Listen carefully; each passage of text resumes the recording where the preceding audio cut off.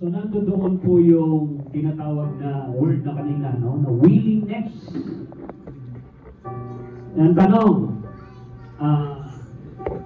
willing ka ba? Sino willing? Alam niyo, meron pong struggle kahit na gustuhin mo. Minsan merong samay na gusto mo. Pero wala kang lakas na gawin ito. That is a struggle. Okay? At maraming mga suggestion ng kaaway para hindi maisakatuparan yung mga bagay na yon na gusto ng Diyos. Tandaan po ninyo nung tayo po ay nahiwalay sa Panginoon spiritually. Naging dalawa ang kalaban ng ating human spirit. Yung body, yung desire ng body, at yung desire ng soul. So isipin po ninyo sa mahabang panahon, yun lang po yung nasusunod. Yung katawan, yung desire ng katawan, yung luho ng katawan, yung lust ng katawan, yung greed ng katawan, yung nakasanayan ng katawan. At dahil dyan, yun po yung dahilan kung bakit maraming na-educate, na nailagay sa ating mind. Kaya there is no chance talaga na magawa mo yun. Kahit na maging maganda pa ang iyong isipan,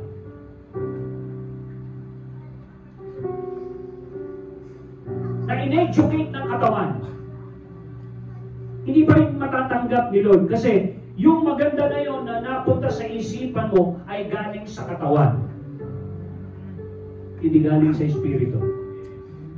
Kaya yung ating mga mabubuting gawa sa Isaiah ay tinawag na maruming basahan. Ba't ganun? Kumuha naman ako ng mabuti, ba't hindi tinanggap ni Lord? Kasi galing sa katawan. Kahit yung mga ibon gumagawa ng kanilang pugad, inaalagaan yung kanilang mga anak, nagpapakain ng kanilang mga bubuig, nagpapakain ng kanilang mga chicks, di ba? Pero hayop pa rin sila. Animal pa rin sila.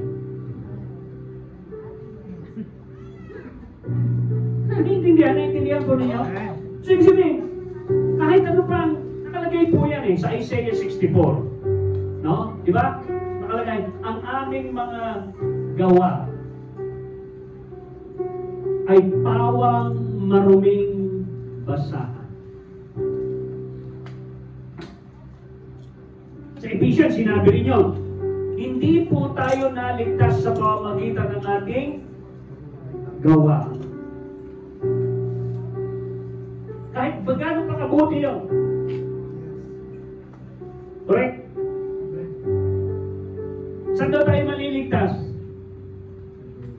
Ayan, Isaiah 64 verse 6, ayan sinabi niya, and all our deeds of righteousness are like filthy rags. Deeds, gawa ng katawan, righteousness are like filthy rags. Alam niyo yung filthy rags dyan?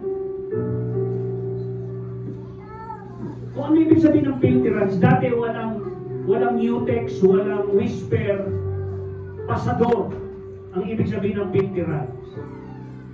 Kung hindi pa uso yung whisper. So, ganun kinukumpara yung ating mabuting gawa. Ultimo babae, pag tinatanggal yun at nilalaman, diring-dirisan yun. Ganon daw yung ating mabuting gawa. Just imagine, so, maliwanag yung sinabi ng Romans, di ba? Bakit? Romans 3:23, bakit kaya hindi tinanggap ng Diyos? Ano sinabi doon? Since all have sinned and continually fall short. You are short. So kapag ikaw pala ay nakulangan ng kaluwalhatian ng Diyos na sinasabi natin kanina, na kailangan mong pumasok sa presensya ng Diyos para hindi ka makulangan ng kaluwalhatian.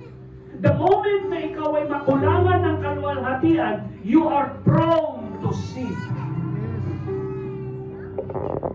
So ano nagka-drive sa'yo para malabanan mo kasalanan at hindi ka matuntong doon? We got to be willing to be in the presence of God, disciplining ourselves. We pay the price, babayaran natin yung presyo ng discipline. Kaya mapapansin nyo, meron pong sinabi si Paul sa Corinthians chapter 9. Ang nakalagay po doon is that I subdue my body. Ang sinin po niyo yung word na yun, subdue. Ano yung sabihin na subdue? Ano yung sa wrestling? Sinasubdue mo yung kalaban mo, inilalagay mo siya sa ground para hindi na makalaban sa'yo. Hello? Paano mo sinasubdue ang laman? Ano sinabi ng Corinthians? No? Nakalagay doon, anong word? Subdue. I subdue. Hello? So bakit hindi mo magawa yung mabuting bagay na nandun sa isipan? Wala nang lakas para gawin ito. Ano ang solusyon ng Diyos? Ano sabi niya? Ito yung sinabi ni Paul. But like the boxer, I strictly discipline. Ito yung word na ginamit. I discipline my body. Bakit doon sa Romans 12? Sabi niya, I beseech you therefore over your body. Dito sabi niya, discipline my body and make it what? Ayun. Slave. Hanggat hindi nagiging slave ang katawan mo at hindi yan nasanay sa righteousness, hindi yan na-train, hindi yan nabago yung habit. Dati ang habit niya kasalanan, kaya ganun katindi yung education and desire ng mundo sa iyong mind. Kaya dalawa ang kalaban ng spirit mo para lumago. Sabi niya rito, I discipline my body. Bakit? I make it slave. So that after I have preached, sabi na born again siya, lumago siya, ngayon nag-preach na siya, matapos ako mag-share sa iba. Baka dumating yung point, I myself will not somehow be disqualified as unfit for service. Diba? Nagpapamedical tayo kapag papasok sa trabaho, puntang abroad, merong medical. Kapag ka lumabas doon, sa medical mo na merong ang spot sa baga, kasabihin sa iyo noong doktor, unfit. May spot sa baga. Paano ang spot mo? Nasa utak, nasa tenga, nasa mata. Ano yung mga spot na yon? Yun yung lugar na kung saan hindi siya nagpapangsyon ng tama. Bakit? Halimbawa, yung kamay mo, instead na hawakan yung Bible, puro cellphone. Hindi nagpapangsyon ng tama. Yung mata mo, dapat nasa Bible, pero nasa cellphone. Hindi siya nagpapangsyon ng tama. Hindi ko sabihin na masama yung cellphone. Ang point ko dito, sinasabi ni Paul dito, discipline your body. Amen. Amen. Amen. Ako mas gusto, sabi ko nga, mas gusto ko pang bumalik tayo doon sa 21:10, 32:10, na ang tanging purpose lang ng cellphone na yon ay communication. Nakakatakot ang gadget na ito. Merong isang tao na tagal niyang nakayuko, nakadevelop na ng laman dito na matulis.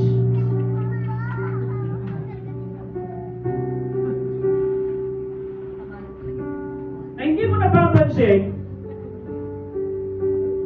yung gadget na yan, ay tinuturuan ng katawan mo, pinufuel yung luho ng flesh mo, na maghari na mas malakas kaysa sa utak mo. Kaya yung utak mo at yung katawan mo ay nagsasanig. Kaya yung strength ng spirit mo ay suppress. Kasi hindi siya makadaloy sa utak mo. Kaya hindi kahit na maganda yung naririnig mo, hindi ka willing.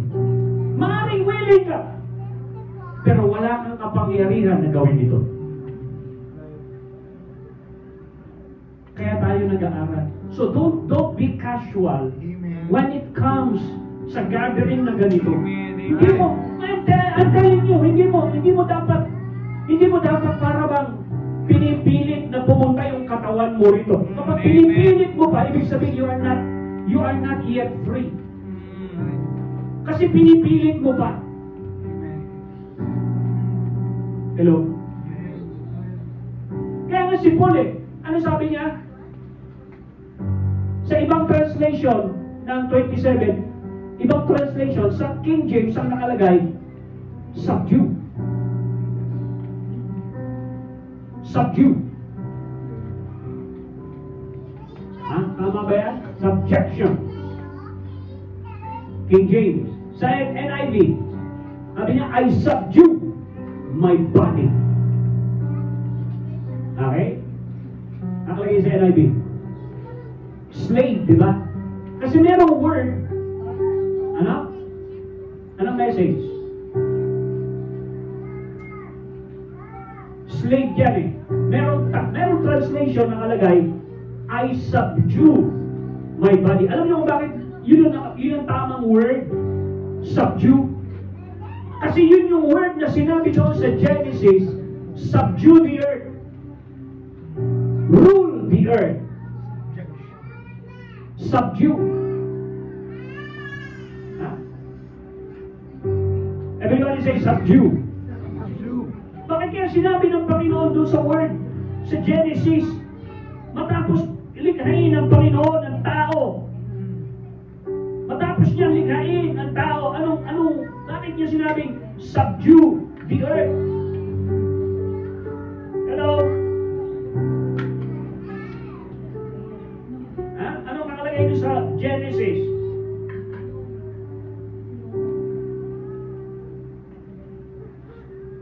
Hallelujah. Para ipakita ko natin, from the beginning pa lamang, Genesis chapter 1 verse 28.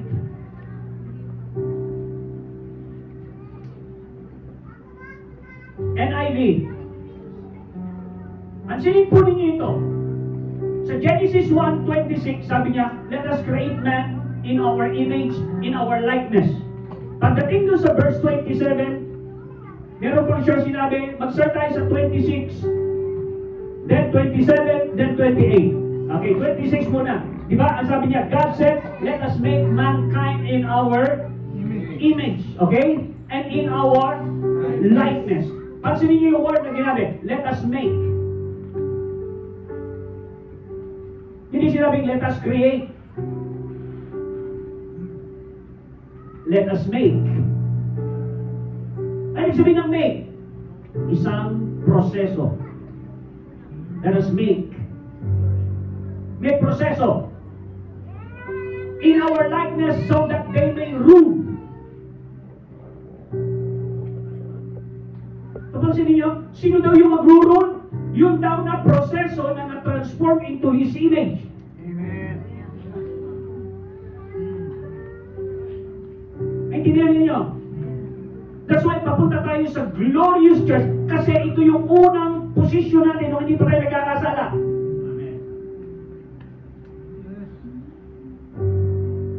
Ano sinabi niya? Rule the animal kingdom. Rule the vegetable kingdom. Rule lahat ng gumagapang. Rule the vegetable. Rule the meat. Rule the flesh. Rule the trees. sinabing rule the trees, kasama dyan yung bahay mo, kasama dyan yung under the earth, kasama dyan yung mga nickel, mga iron, mga tanso. Rule the material thing. Rule the plants. Ibig sabihin, rule mo yung plants. Yung mga pagkain mo, rule the animal. Yung lechong manok, yung nilagang baka, rule everything na nasa earth. Ano yung earth? Yung katawan. Amen. Diyan pala ang sinasabi niya. Pagdating sa verse 27, saka pa lang sinabi, so God created mankind in His own image. Kita ho ninyo? Dalawa na yung ginamit. Yung una, let us make. Hallelujah. Correct? Tapos yung pangalawang word na ginamit, let us create. Ano pinagkaiba nun? So God created mankind in His what? Own image. Hello?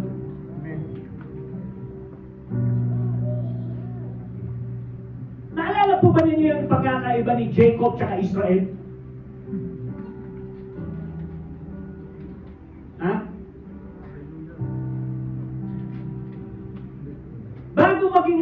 Bago maging Israel, anong pangalan ni Israel? Di ba Jacob?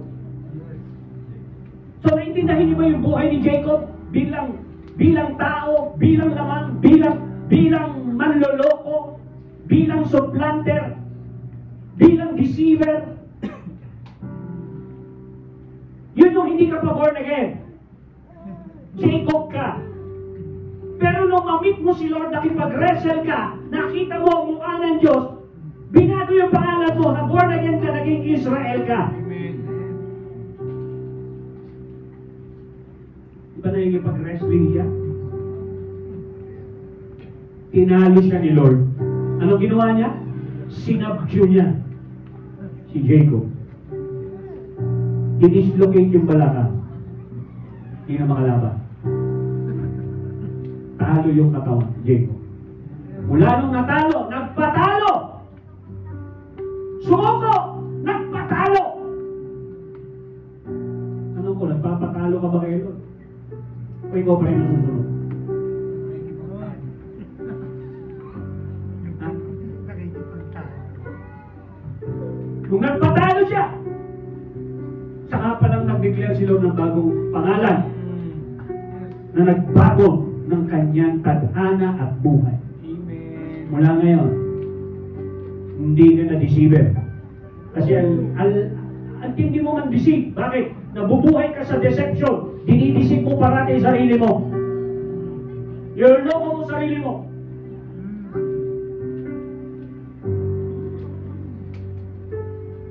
Meron ka mga desisyon na akala mo kay Lord, pero ikaw lang yun. Niloko mo sarili mo. You deceive yourself.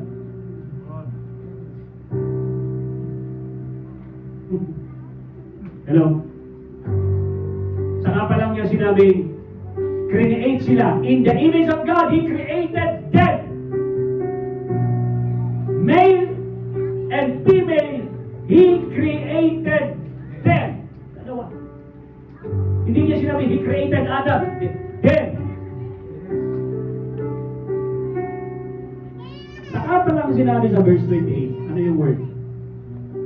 Bless sila. And said to them, be fruitful, increase in number, fill the earth, and what? Subdue it. Ano isasubdue? Yung earth. Fill the earth, subdue it. Rule. Ito yung primary vision and purpose. Hindi ka para maging alipin ng luho ng iyong katawan.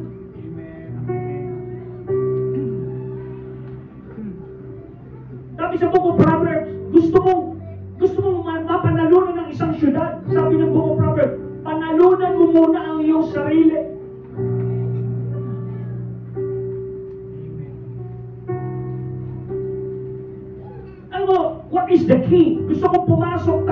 sa susi para maintindihan mo kung ano yung pinaglalaban mo, nasa ka na sa laban mo, at ano yung dapat na matapos sa laban mo. Amen. Amen. Kailangan meron kang sinusulat. Meron kang strategy araw-araw. Meron kang ginagatungan. Dahil kapag wala kang determined intention na gatungan kung ano dapat palakasin sa'yo, patuloy ang gatong ng mundo sa'yo. Patuloy ang gatong yan. Gamit ang social media.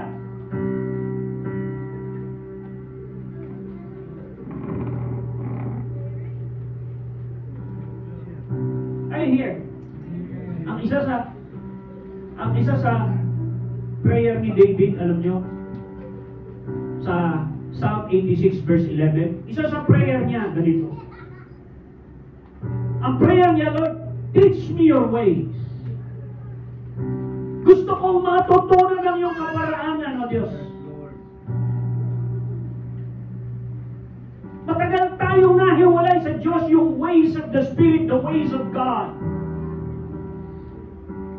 Ano sinabi niya? Psalm 86, verse 11. This is the prayer. Sabi niya, 86. Sabi niya,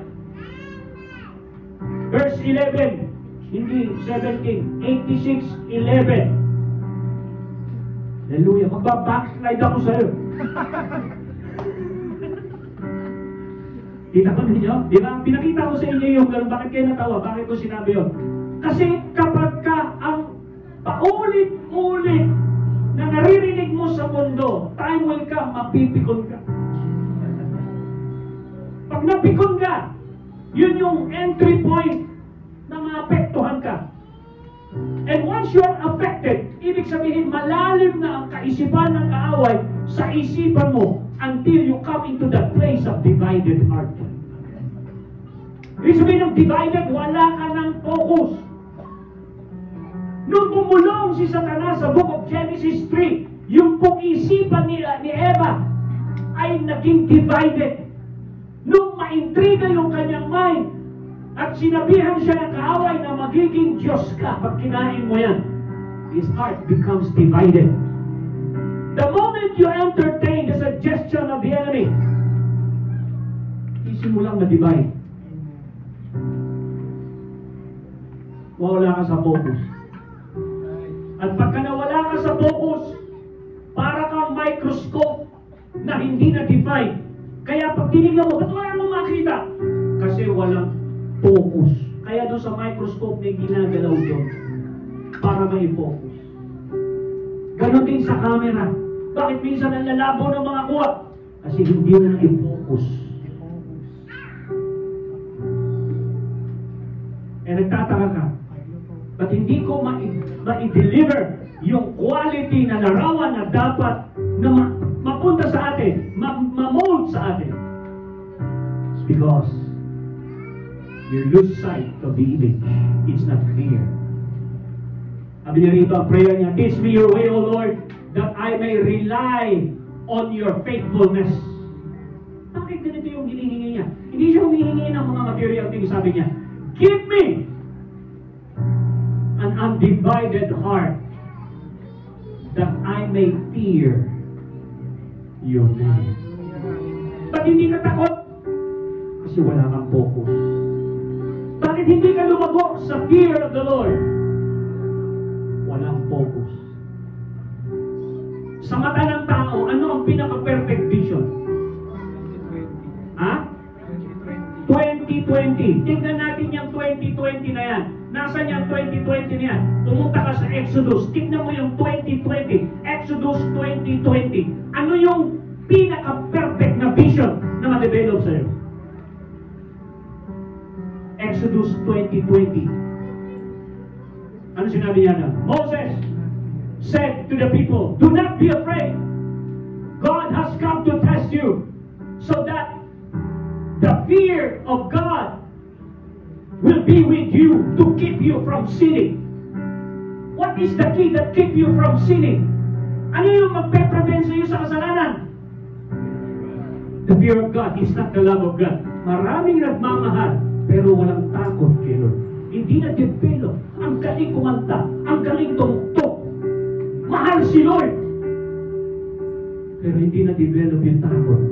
Kaya kahit nandoon na sa pinaka-front line, they continue to sin. Why? Yung vision. 2020. What is that? Fear of the Lord. Amen. Alam niyo kung saan nag-delight si Lord? Bakit hindi siya nagkasala? Pumunta kayo sa Isaiah 11. Bakit hindi siya nagkasala? Ano nakalagay dyan? That keep you from what? Sinning. Kaya kapag hindi mo na-develop itong ways ng Panginoon, which is the fear of the Lord, the reverential fear of the Lord. Sa Tagalog kasi, takot eh. Hindi po dapat takot, galang. Banal na galang. Yun po yung tamang translation. Hindi po takot. Banal na paggalang. Isaiah chapter 11, verse 3. There are 7 dimensions ng Spirit ng Panginoon. Pero saan nag-delight si Lord? Sabi niya rito, Isaiah chapter 11. Isaiah chapter 11, verse 3. Hallelujah. Ano sinabi niya? Sa verse 2, muna, bago tayo magpunta sa verse 3. Ano yun ito? There are 7-fold ng Spirit ng Panginoon. The Spirit of the Lord, that's one. Verse 1 here. Number 2, the Spirit of wisdom and the Spirit of what? Understanding. Tatlo. The Spirit of counsel. 4. The Spirit of knowledge. 5. Okay? Pagdating doon, and the fear of the Lord. Pagdating sa verse 3, anong sinabi po doon? And He will delight in the fear of the Lord. Ano sinabi sa Exodus 20:20? It is the fear of the Lord that will keep you from sinning. But hindi siya nagkasala because Jesus delighted in the fear of the Lord. Hello? Kaya habang ikaw ay lumalapit kay Lord, habang ikaw ay nakikilala mo siya, dapat ito yung ma-develop. Ano yung sinabi ng Bible? 2 ang pintuan. Isang malapad, isang makipot. At marami ang pumupunta sa malapad na pintuan. Ano yung malapad? Maraming nagmamahal kay Lord. Pero yung masikip, o konti lang ang takot sa Kanya. Konti lang yung na-develop nila yung paggalang na yun. Alam niyo kapag ang isang bata na wala na yung takot sa magulang, masyado siya naging pamilya, maabuso. Kasi hindi na-develop yung galang. Amen. Kaya minsan, yung tatay, yung nanay, magkaiba ang level patungkol sa reflection ng anak sa ama. Yung nanay, pwede mong kausapin. Pero yung tatay, hindi lang usap yun. May tama ka.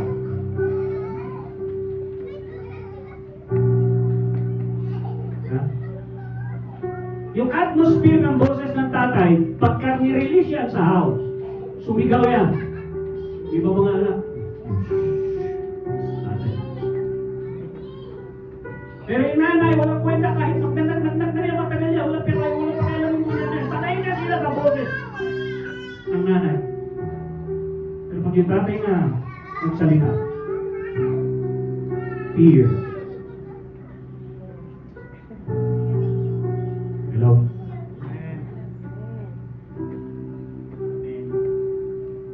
So makikita natin, kung babalikan natin ito, bakit ganun ang sinabi ni Paul? I subdue my body.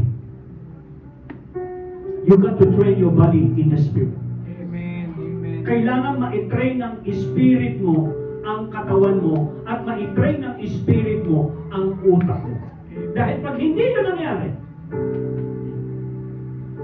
the cycle of defeat, umiikot lang sa buhay mo. Amen. Kasi hindi mo alam ano susi para makalaya ka ron.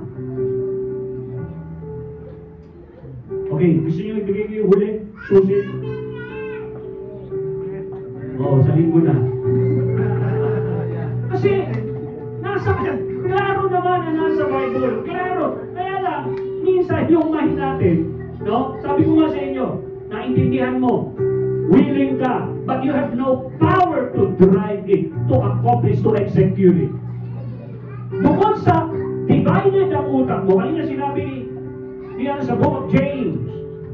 Sa book of James, chapter, hallelujah, pumunta muna na dito sa book of James, chapter 1, hallelujah.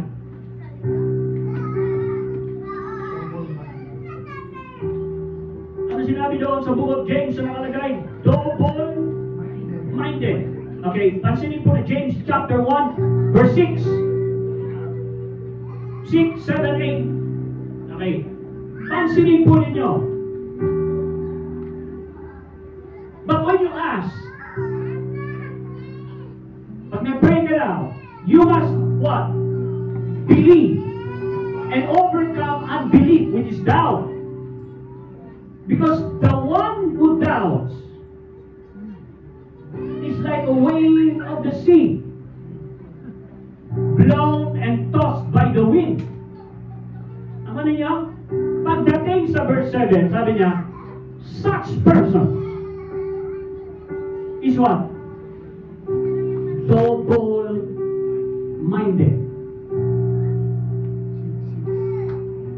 Napunta tayo. Balik muna tayo. Such person is what? A double-minded and unstable in all they do. Balik sa 7. Ang sinabi sa 7, that person should not expect to receive anything from the Lord. Wow. So, bakit ka mapuprostrate doon sa prayer? Pinoprostrate ka ng kaaway sa prayer until manghinawa ka, mapagod ka, madisappoint ka, hindi ka na atin ng prayer meeting, hindi ka na atin ng Sunday service, hindi ka na magiging consistent, hindi ka na magiging discipline because you are frustrated. Bakit? Ganito ang words niya. Wala naman nangyayari. Maraming mga Kristiyano, sila mismo ang nagka-cancel ng kanilang prayer. Why? A double-minded. Pero kapag ikaw ay umorder sa Shopee, 100%, alam mo, darating yung ini-expect mo ba? Dumating na ba? Dumating na ba? Pero pagka nanalangin ka kay Lord, yung expectation mo, divided. Hello? Ano nangyari? Sabi ng Panginoon, such person, huwag mong hayaan na makatanggap. So, mapapagod ka na. So, ano ang atake ng kaaway? Very subtle ang atake ng kaaway. Hindi ka niya bibiglain. Ilalagay ka lang niya doon sa position na magdalawang isip ka lang.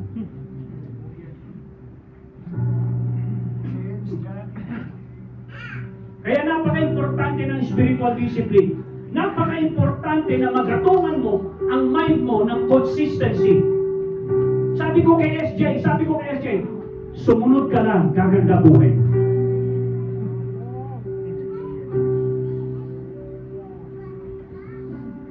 Hallelujah.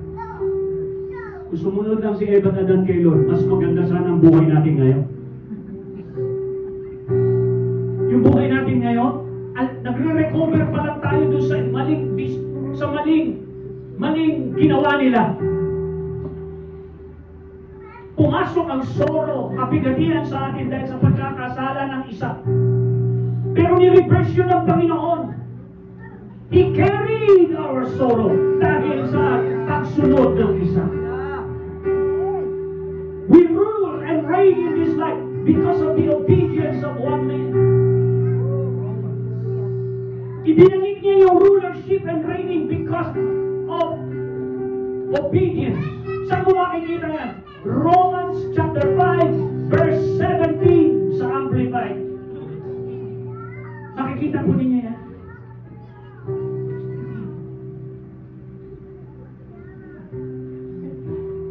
Ano sinabi niya? For if by trespass of one, that is Adam. Ano sinabi? Separation, reign, death reign. Through that one, Adam. Much more, we will those who receive the abundance of grace, ano ba? And the free gift of righteousness reign in eternal life through one, Jesus Christ.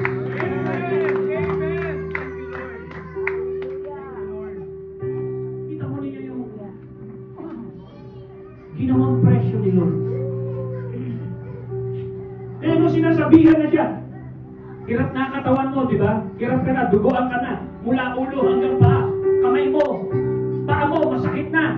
Tagiliran mo, masakit na. Likod mo, masakit na. Harap mo, masakit na. Pagod na katawan mo, di ba? Baba ka na.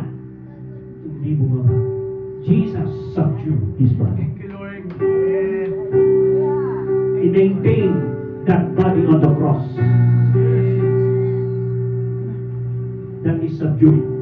To subdue your body, you got to keep giving, keep surrendering that body to the cross. Thank you, Lord. Ano ang cross? Bakit sinabi ni Lord, buhatin mo raw yung cross mo araw-araw? Sige nga, i-identify mo yung cross mo. Ano yung cross na yan? Araw-araw daw buhatin. Carry your cross daily. Bakit daily? Makinig ko kayo. Lahat ng inaalaw ng Diyos na sirkumstansya, may mga chapter sa buhay mo, may mga sitwasyon sa buhay mo na nasasaktan ka. Yung sitwasyon na yon at sirkumstansya ay dinadala ka doon sa tinatawag na kamatayan sa sarili. At yung sitwasyon na yon na nagdadala sa iyo sa kamatayan sa sarili ay tinatawag na cross. Na-offend ka, gusto mong gumante, pero pinili mo magpatawad. That's the cross.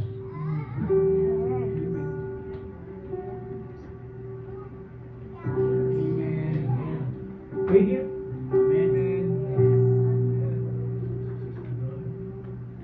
Aping-api ang pakiramdam mo sa buhay. Sa cross. Inutusan ka na maging consistent.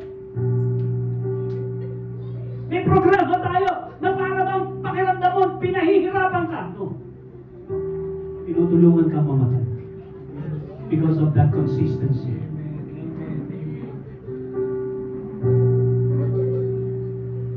Hallelujah. Sa mga estudyante, pag binigyan kayo ng assignment, pahirap ba sa inyo? O ini-stretch ang inyong potential? Para ano? Mag-isip kayo ng mas malalim para ma-unlock ang inyong mga galing. Hallelujah. Panibagong message. So parang ako rin nagturo. Hindi siguro. Wala.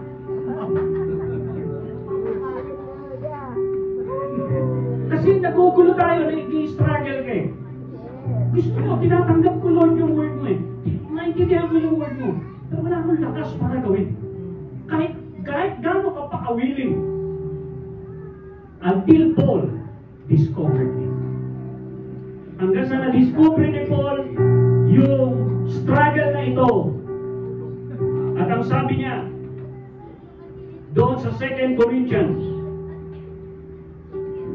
doon sa Romans chapter 7, Amplified Version, Romans chapter 7, verse 18. Hindi ito na-explain ni Peter, hindi ito na-explain ni John. Pagka si John ang nakikinig ka sa seminar ni John, ang parati mong marinig, God is love, God is life. Parang napaka-light nung ano kay John. Sarap basahin, Book of John, lalo na yung Gospel of John.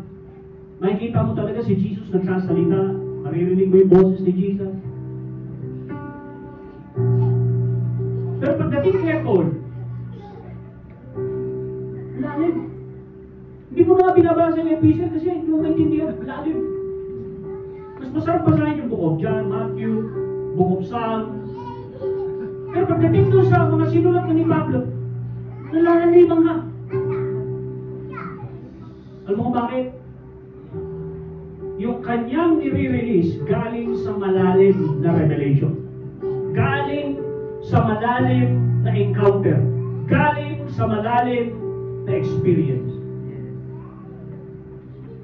Na yun ang dahilan kung bakit nagtagumpay siya katulad ni Lord.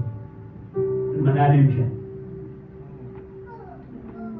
Nung mababaw pa si Peter, nung mababaw pa si Peter, dininay niya si Lord. Kaya kapag mababaw ka, maraming pagkakataon na dinidinay mo siya. Pero pansinin niyo, nung nadisiplina na si Peter, nagpe-pray na siya, every 3 o'clock, kasama si John, dalawa sila sa templo, nagdisiplina siya, consistent na siya, hanggang sa nagtatrans na siya, hanggang sa nakakakita na siya ng vision, ng revelation, hanggang sa nakatrain na siya sa spirit. Nakikita niyo, nung dumating uli yung cross, hindi na niya tinakbuhan. At nung papako na siya, mas pinili niya yung mas mahirap, pabaliktad. Bakit mas mahirap yung pabaliktad? Kasi pag nakatayo ka, lahat ng dugo mo lalabas sa paa. Yung butas sa paa. Jesus, nilabas lahat. Pero si Peter, pabaliktad. Naka-X. Pabaliktad. Lahat ng dugo lalabas sa ilong, sa mata, sa tenga.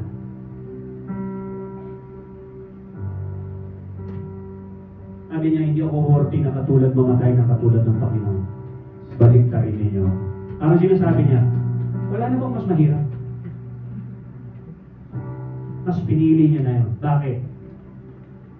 Lumago na siya. Nag-mature na siya. Ito naman yung kay Pablo. Na-discover niya ito ngayon. At sinishare sa atin ngayong gabi. This is the last verse. Hindi na ako mag-expose pa ng mas malalim, baka mapuksan na naman ang isang chapter. Sabi niya, for I know, na-discover niya that nothing good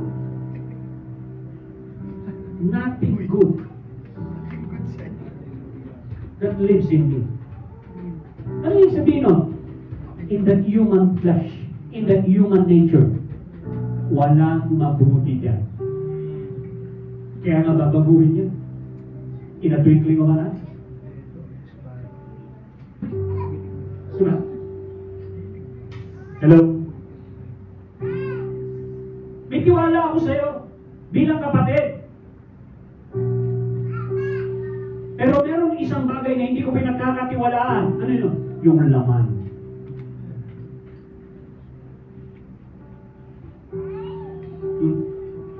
May tiwala ako sa'yo. Galing mo mag-gitara, galing mo mag-drum, galing mo mag-keyboard. I trust you sa iyong skill. Pero, meron kang hindi dapat pagkatiwalaan kahit ikaw. Huwag kang magtiwala sa iyong laman. Kaya nga, pinananatili ni Paul yan na alipin. Hindi hari. Kasi minsan, yung laman na yan, nag-ahari-hari. Kaya minsan, patikimin mo, paminsan-minsan, yung katawan na yan, huwag mong pakainin. Kaya nagpapasting.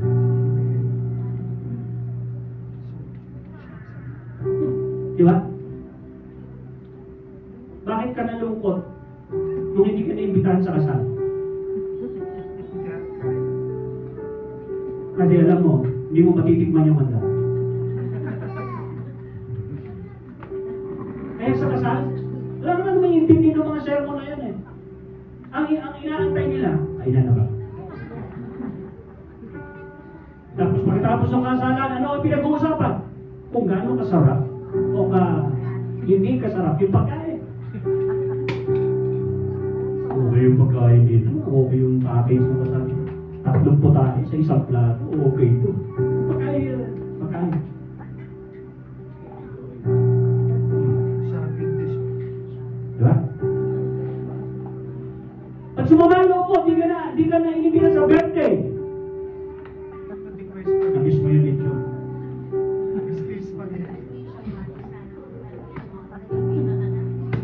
Sino nag-suggest bakit sumamahi yung katawan mo? Dahil hindi mo natikman yung lechon. Sinasuggest yung katawan mo, hindi mo natikman yun. You subdue it. Subdue the body. Ano kaya sinabi niya?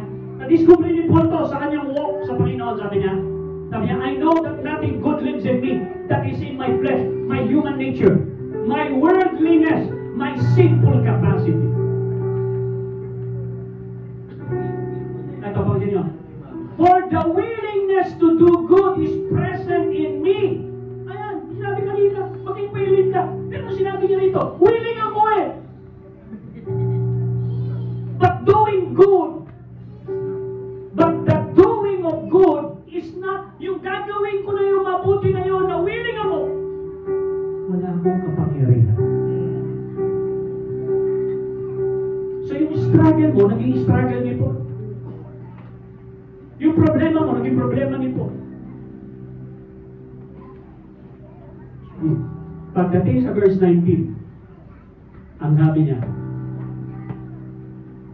for the good that I want to do, yung mabuti na gusto kong gawin, na willing ako. I do not, hindi ko magawa. But I practice the very evil that I do not want. Willing kang mag-tithes, hindi ka makapag-tithes.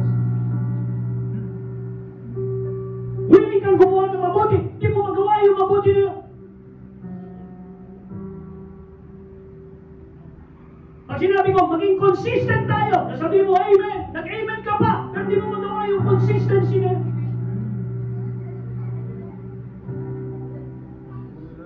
Sabi niya, na-discover niya eh. Nakita na niya yung problema. It's the flesh, it's the body na na-train sa mundo. Kasi nung nahiwalay na tayo sa Diyos, wala na tayong kapangyarihan sa Espiritu. Yung spirit natin naging dormant na. Kaya wala nang nagtitrain ng katawan, hindi na siya nagtitrain ng spirit. Train na siya ng mundo. Ano training ng mundo? Ito yung training ng mundo. Ano training ng mundo? Tinuruan tayo ng mundo, hindi ka kakain hanggang di ka nag-aaral ng kinder, elementary, high school, magtrabaho ka, kumita ng pera. Pag hindi mo yung ginawa, hindi ka mabubuhay ng tama sa mundo. Wala kang pera, hindi ka makakabili ng pagkain. Yun ang education ng mundo. Dumating si Lord, nagkatawang tao. Sabi ng mga Pariseo, saan nag-aaral yan?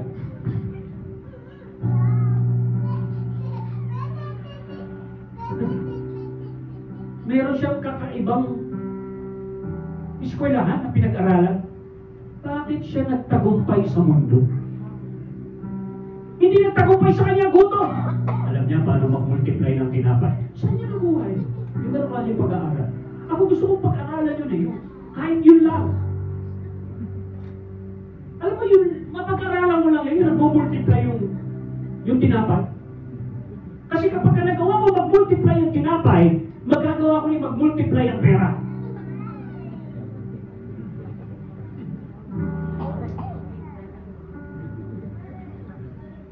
Isipin po ninyo yun. Sino rito naniniwala na kayang i-multiply ng Panginoon miraculously? Amen.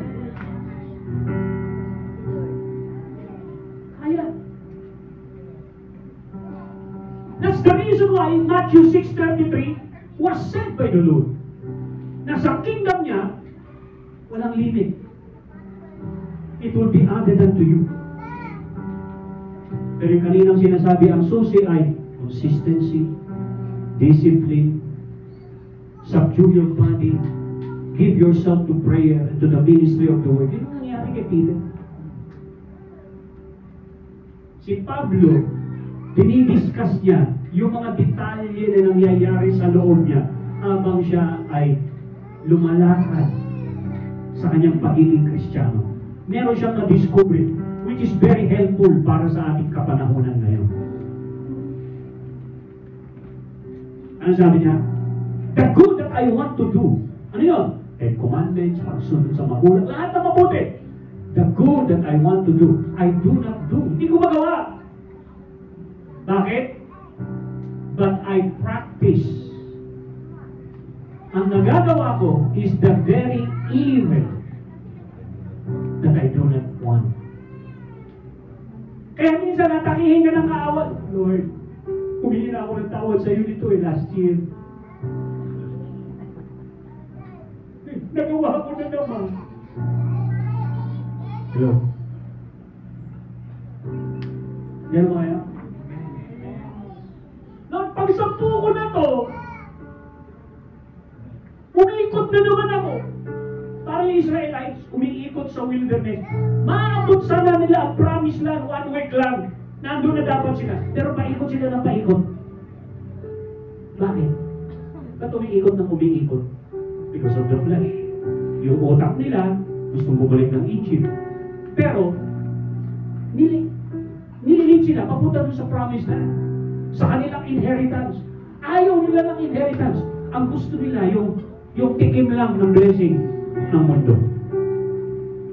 Ayaw ng inheritance, ayaw ng mana. Ang gusto nila, kakain na lang sila. Hello?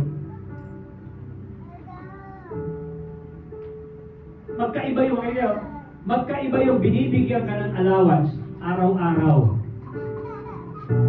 Magkaiba yung ibinigay sa iyo mana.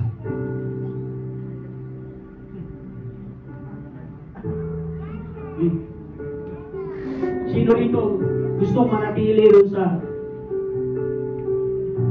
bigay-bigay lang na allowance? Ito allowance mo ngayong isang taon na ito. Allowance mo isang buwan. Ito.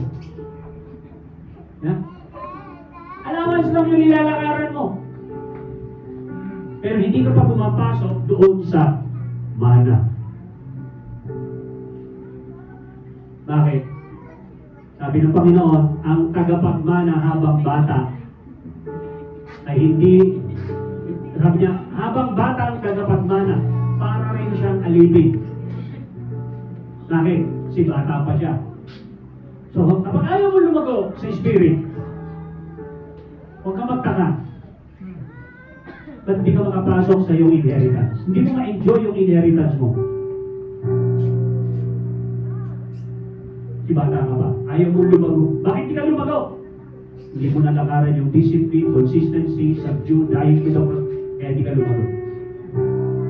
Ano sinabi niya? I do not do, but I practice the very evil that I do not. Verse 20, as we close. Sumunod na verse 20. Yan. Ano sabi niya? But if I am doing the very thing I do not want to do, sabi niya, I am no longer the one doing it. Meron siyang na-discover. That is, it is not me that acts, but the sin nature which lives in me. Kinamo niyo? Na-discover niya. Hindi demonyo eh. Ang kalaban niya eh. Kundi yung nature. Yung likas. Ibig sabihin ng nature, kalikasan. Parang ganito. Yung lindol, nature yan. Mapipigil mo ba lindol? Avalanche, likas yan. Mapipigil mo ba avalanche? Hindi. Bagyo. Lakas ng bagyo.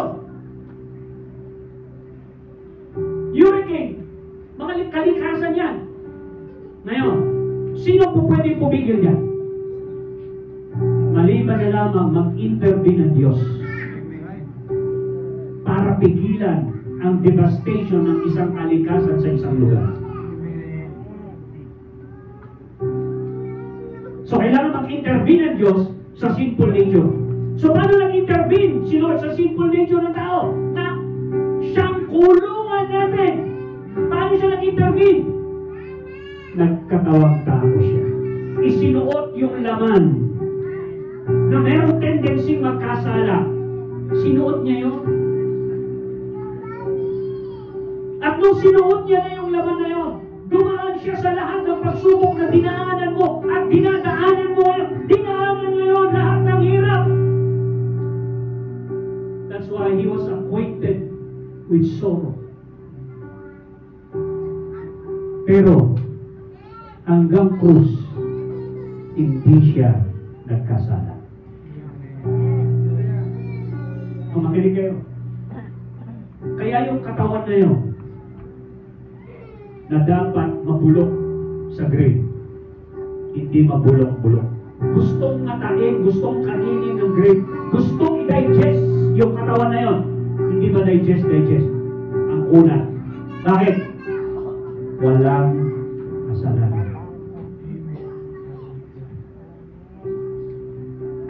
So, bakit siya namatay? Wala pala siyang kasalanan. Actually, ganito ang nangyari.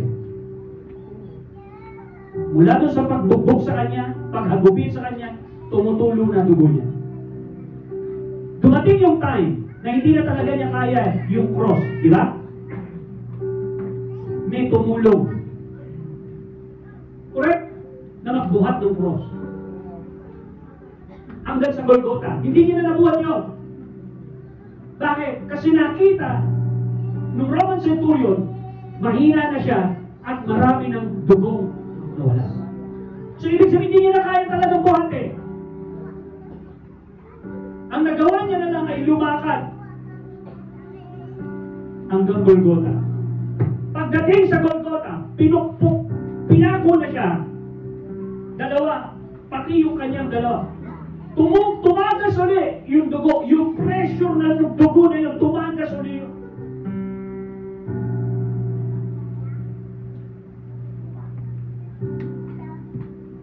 At pansinin nyo, nung naghihingalo na siya, hindi pa rin siya mamatay-matay. Ibig sabihin, wala na siyang dugo. Dapat doon pa lang sa paglakad, patay na dapat siya. Ano nagpapatakbo sa kanyang katawan para manatili pang buhay? Hindi na dugo ang nagpapatakbo o bumubuhay sa kanyang katawan. Yung spirit na niya. Namatay lang siya nung nirelease niya yung kanyang spirit. Father, into your hand I commit my spirit. Once the spirit went out, he died. Kung hindi niya gagawin yun, hindi po siya mamamatay. Isusustain ng spirit niya yung katawan. That's the reason why. That's the reason why Paul said, if the spirit of Christ who raised him from the dead dwells in you, it gives life to your mortal body. Your mortal body will be healed. Your mortal body will be sustained.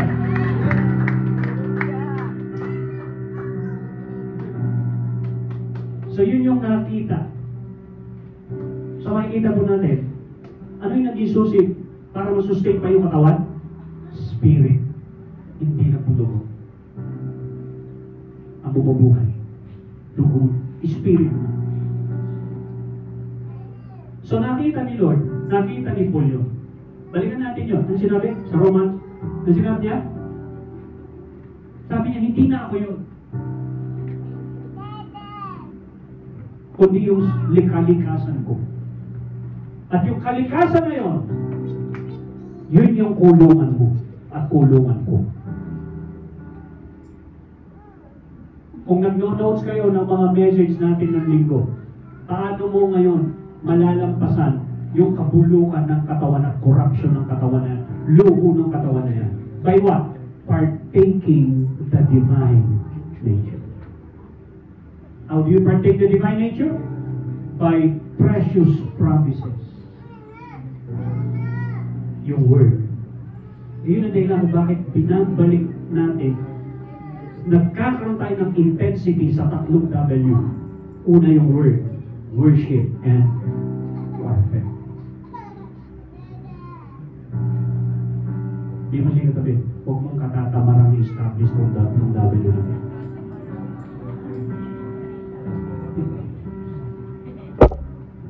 Diba? So ngayon, ito ang dahilan na discover niya. So, pagdating doon sa verse 21, nakita niya na kaluluoy ang kanyang sarili, ang kanyang kalagayan. Kawawa. Ano sabi niya? Na-discover niya itong dalawang ito. Sabi niya, verse 21, so I find it to be the law of my inner self. Batas. That evil is present in me. Nasa aking katawan. The one who wants to do good. Dalawa. Sabi niya, sa inner self, ano yung inner self? Your spirit. Gusto ko gumawa ng mabuti. Pero sa aking katawan, evil is present in me. Huh? Ito, makinig ka. Bakit pagkatapos makasal ang tao sa isang lalaki, sa isang babae, nagkukumit pa rin ng kasalanan yung lalaki o yung babae ng adultery? Bakit? So, ibig sabihin, hindi sagot yung kasal doon sa last na problema mo. Problema mo yung last nung single ka, hindi na solusyonan nung kasal. Kasi pag hindi mo na-overcome yung last nung ikaw ay single, hindi mo rin ma-overcome yan kapag ka ikaw ay may asawa na.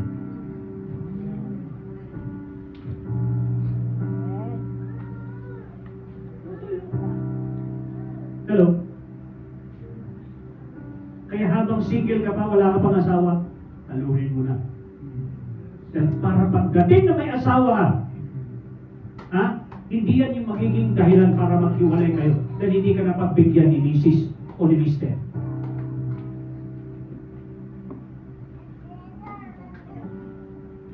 Hindi ako napagbigyan. Maghahanap na lang ako iba. Problema mo hindi si Mrs. Ang problema mo yung last. Kasi akala mo kapag kinasal ka, masosolve na problema mo. Hindi. Kaya si Paul, hindi nag-asawa eh. Meron ba kayo pinapakilala si Paul? This is this. Ito asawa ko. Meron siyang sinabi, kung ako sa inyo, na kayo mag-asawa. Dadami problema niyo. Dadami alalahan niyo. Dami niyong iisipin. Isipin niyo anak niyo, isipin niyo pamilya mo, isipin mo kung paano kinabukasan ng mga anak mo. Hinati niya yun. Alam niya yung laban sa inner life.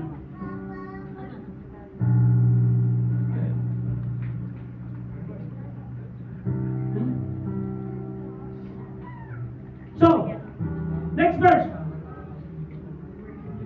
Pagdating sa verse, sabi niya, when it comes to the law of God, sabi niya, for I joyfully delight in the law. Natutuwa ako sa word of God. Amen ako dyan. Amen sa promise.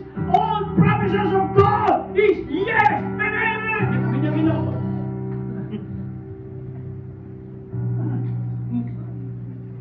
In my inner self, in my spirit, with my new nature.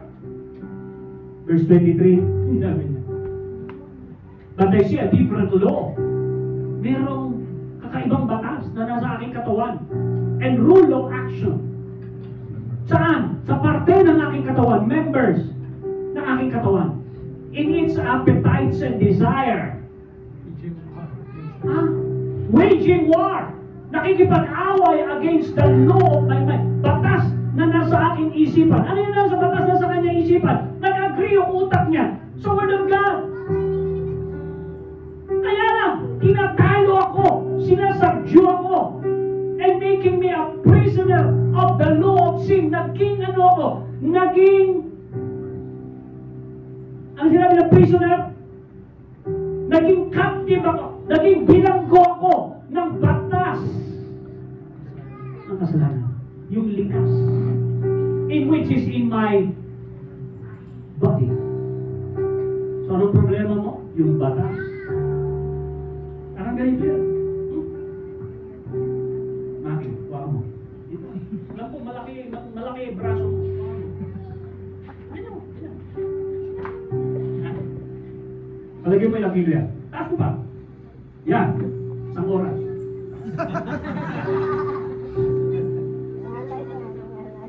Wala pang isang minuto. Another 3 minutes. Sige pa. Nanginginig ka na. So, pag yan nilagyan mo pa ng another 5 minutes, pansinin nyo, nandito siya. Ngayon, nandiyan siya ngayon. Sooner or later, nasa baba niya yan. Bakit? Meron ba kayong nakita na nagdadagdag ako ng kilo dito sa hawak niya? Nagdadagdag ba ako? Bakit bumababa?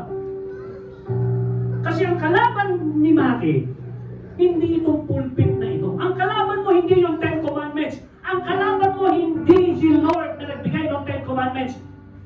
Ang kalaban mo yung batas ng gravity. Yun yung law of sin.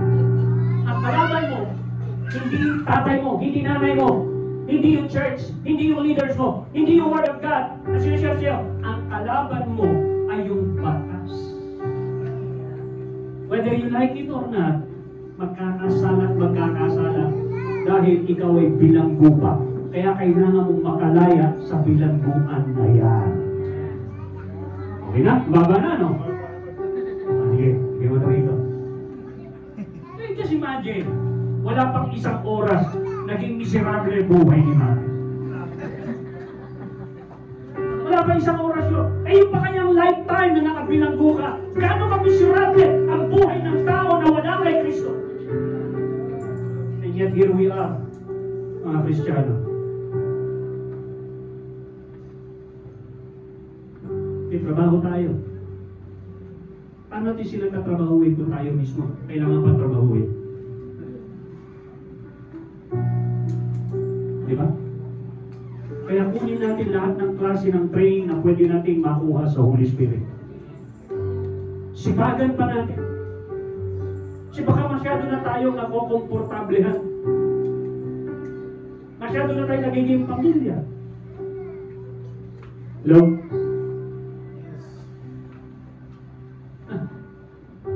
Pansinin nyo, verse 24. Parang todo na tayo rin. Parang full-blown preaching na to, hindi na to exhortation.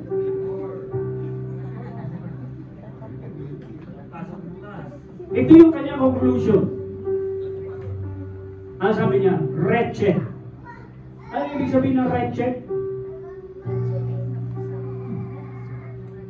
Yun yung kahabag-habag yung kanyang kalagayan na nakabilanggo sa sinful nature. Miserable that I am. Who will rescue me and set me free from this body of death? Bakit ang tawag sa katawan mo, body of death? Because that body, the moment na ikaw ay nalagyan ng katawan at pumasok sa earth, mararanasan mo ang death. Mararanasan mo sa katawan mo yung separation. Naramdaman mo. Kaya tatawag yan, body of death. Body that is being separated from the life of God is dead. That's why a body without spirit is dead.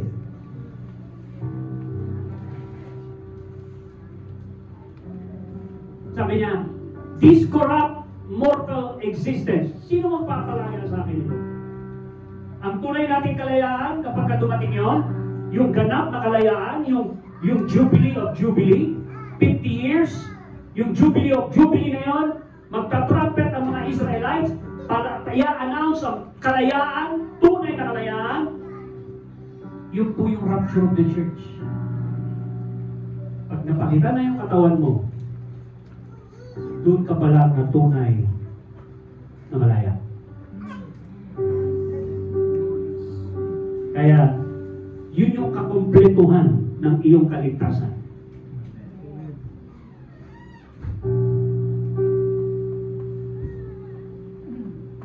Kaya kami ni Barry Toy nag-uusap, no?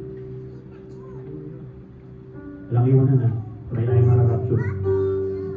Sabi niya, di ko may papangako yan, Pastor.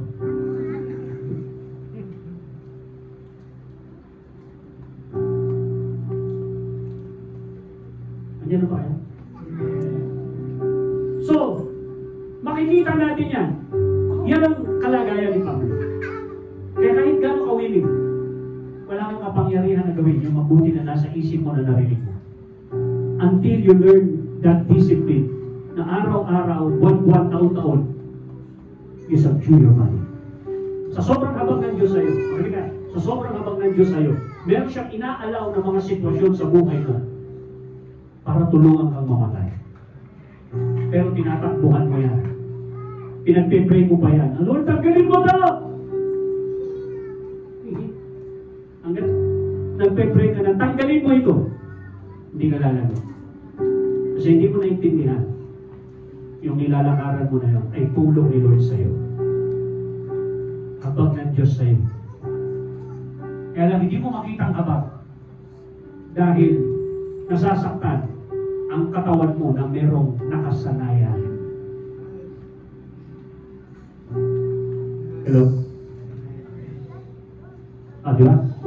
Sanay ka matulog ng alauna, alas 2. Tinayin ka ng cellphone mo na matulog ng ganong oras.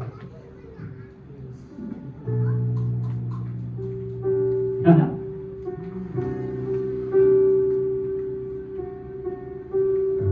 May alarm clock ka pa.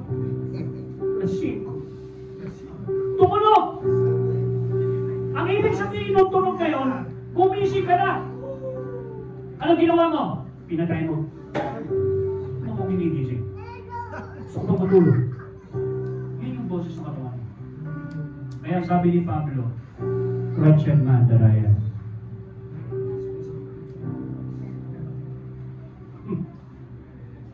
Diba? So ano yung sagot? Yung sagot nasa chapter 8, verse 1. Kasi alam nga naman hindi ko ituro yung sagot.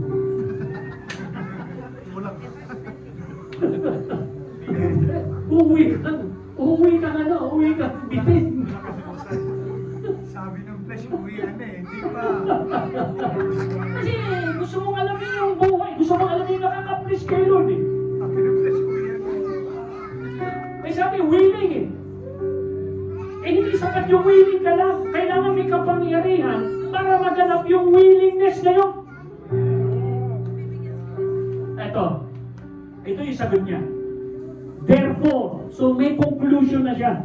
Pumunta na siya, na-conclude niya na, na-realize niya na, na-analyze niya na kung ano problema sa buhay niya. Ang problema ay hindi yung Ten Commandments. Yung problema, hindi si Lord na nagpapatupad ng Ten Commandments. Nakita ko na yung problema. Merong batas sa katawan na ito na kailangan kong lumaya. Kung bibigyan natin ng 2 oras yung makina agad, wala na, nakababa na. Hindi niya kakayanin. Bakit? Ang kalaban niya, hindi yung pulpito. Ang kalaban niya yung batas ng gravity. Kahit cellphone lang yan. Kanya, after 1 hour ganyan na. Bakit? Nadagdagan ba yung cellphone? Nag-3 ba? Ba't bumaba? Kaya kalaban mo yung batas. Kaya sabi niya dito, therefore, there is now no condemnation. Hindi na rin sila nako-condemn. No guilty verdict. No punishment. Ano yung sagot? If you are in Christ Jesus,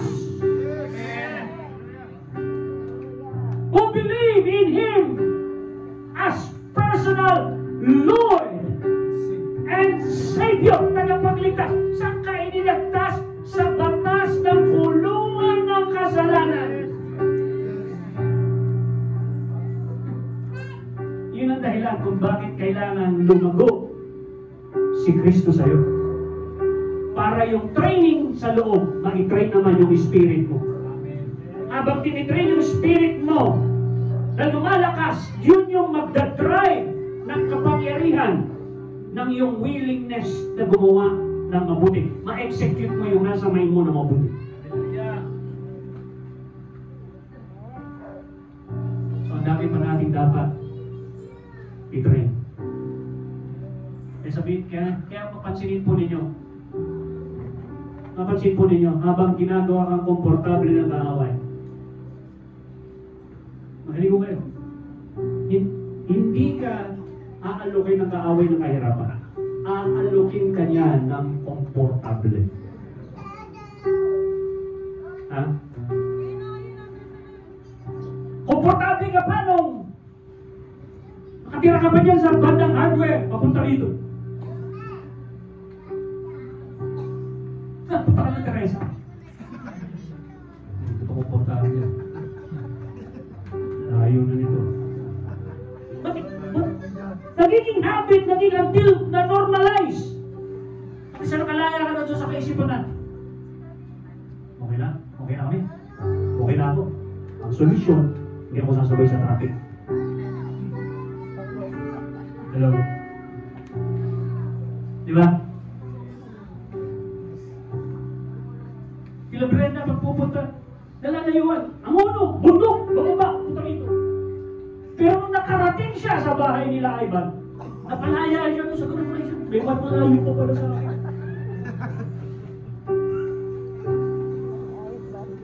Hello? Nakita niya?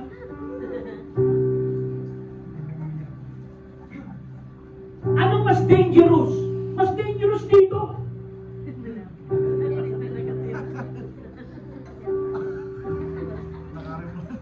Isang hakbang lang, dito ka na sa church eh. Sa kakatakot yun, isang hakbang na lang. Kasi hindi ka na lumalaban eh. Ang nasa utak mo, marerelak mo na. Eh, pansinin mo, minsan, kung sino yung malapit, yun yung late.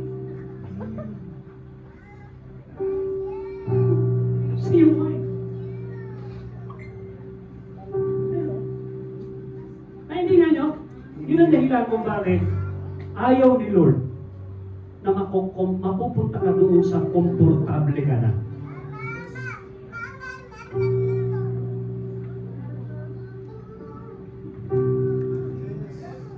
May lungga ang asong buhay.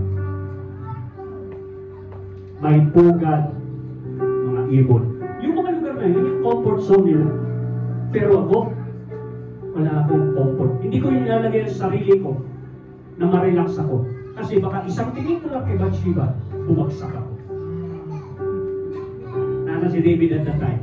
Nagre-relax. Nasa comfort zone.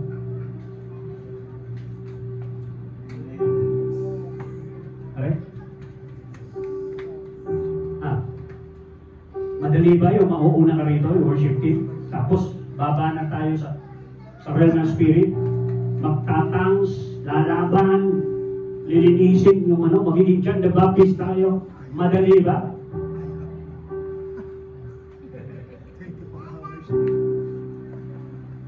Eh kung lahat ng mga leaders, pati next generation ay iintindihan ito. Ito, makinig kayo. Dahil ginagawa mo, you pay the price of that discipline of opening the heaven because of your prayer and intercession. Na-enjoy mo ba yung atmosphere mula noon na bago na ngayon tuwing Sunday? Sino ito nag-enjoy sa atmosphere na? For the past 3 Sunday a month ago. Yung level of freedom tumaas. Bakit? Kasi meron ang bumubuno ng matindi sa prayer.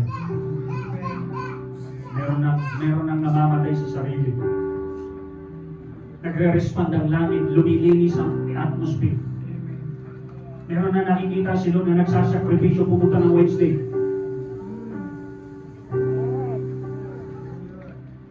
At doon na-attract si Lord. Yung sakripisyo na yun. Hallelujah. Pakal po natin.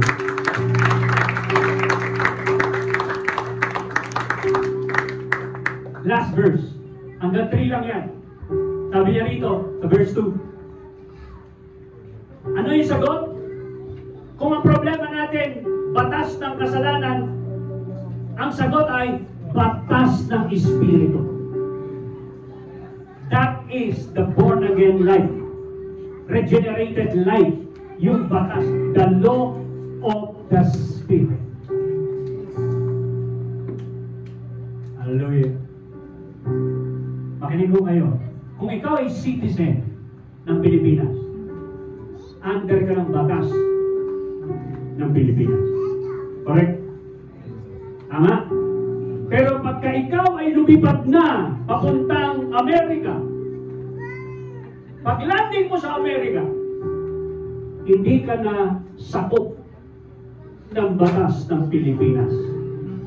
Ikaw ay subjected na ng batas ng Amerika. Ganon din naman. Nasa law of sin ka, batas ng kasalanan, pero nung pinalaya ka ng Panginoon, nag-migrate ka. Wala ka na, hindi ka na sakop ng batas ng kasalanan, ikaw ay sakop na ng batas ng Espiritu kay Kristo Jesus. That law is the law of a new being has set you free from the law of sin that produced them. Ang pagkaalog ng sorrow na buhay. So ano na lang ang dapat mong gawin? Sipagan mo ang discipline mo. Sipagan mo ang focus mo. Sipagan mo ang word. Sipagan mo ang warfare. Sipagan mo ang intimacy. Sipagan mo ang worship. Sipagan mo ang adoration ng word. Ito yung susi. Para mag-pray. Lalo tayo sa Lord. If you're not in your hand, you need to pray. Come on, pray. Pray in the Spirit. Pray in the Spirit. Engage your spirit. Let the strength of your spirit overcome the weakness